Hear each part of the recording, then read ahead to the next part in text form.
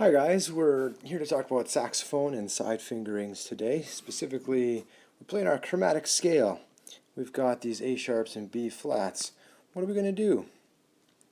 So we've got three options when we're playing. One of them would be called bis, one would be called 1-and-1, and one of them would be called side. The bis fingering looks like this and is played with your first finger bridging both the large and small keys. It's very important that it's only one finger doing that job. It's a really good fingering to use when you have nothing but B flats. It's a really bad fingering to use for the chromatic scale. 1-and-1 is very commonly out of tune on a saxophone. It would be the last fingering to resort to only under very special circumstances, such as an arpeggio where you have to play an F followed by a B flat very quickly. Again, a bad choice for the chromatic scale. So our solution should be our side B flat fingering. It looks like A, the first two fingers on, with the side key depressed to the right hand knuckle. Now, when you're playing your chromatic scale, it should sound a little bit something like this.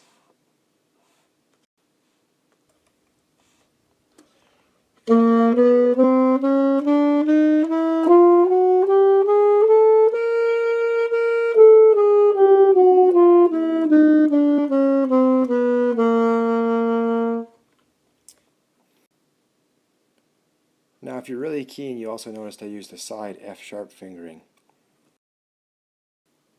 Let's look at something not to do.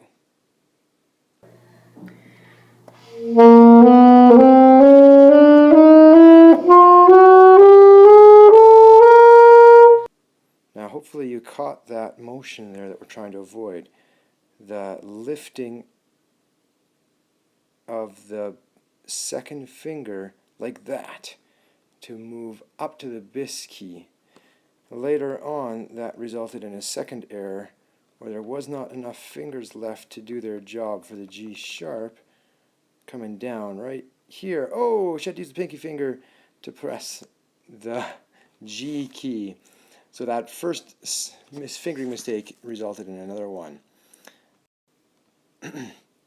So we had our couple of bad choices. This bis fingering was a bad choice because it's meant for situations where there's all B flats.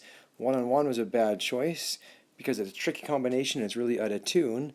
And our good choice being the side fingering. Let's give this one a star. Huzzah!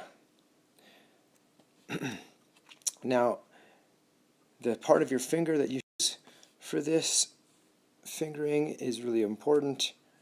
It's the side of your knuckle. Don't lift up and hit it with the pad of your finger.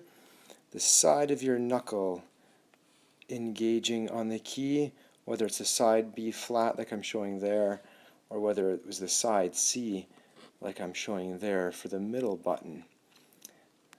Well, saxophonists, that is some of your side fingerings that are especially useful in your chromatic scale. Thanks. Now, if you're looking for a excelling grade, you want to take that skill of the chromatic scale and extend it past the octave to as high as you know how to play and as low as you know how to play, coming back to that same starting note at the end. Here's an example. Then if you want to extend it to full range,